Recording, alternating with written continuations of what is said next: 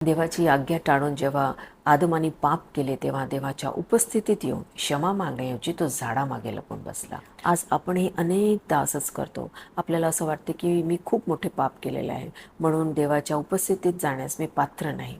पण असं केल्याने आपले पाप तर काही पुसले जात नाही, पण आपण अजूनही पापात अडकतच जातो.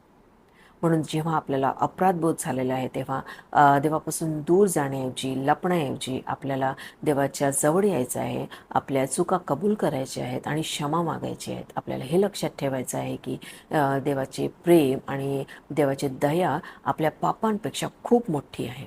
म्हणून प्रार्थना करायची आहे की देवा, मी चुकलो, मला क्षमा कर आणि येशूच्या रक्ताद्वारे मला शुद्ध कर.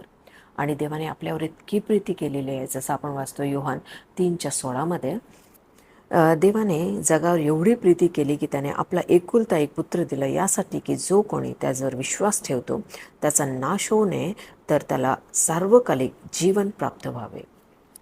मला आशा आहे की देवाच्या या वचनाद्वारे पवित्र आत्मा तुमच्याशी बोललेला आहे. May God bless you.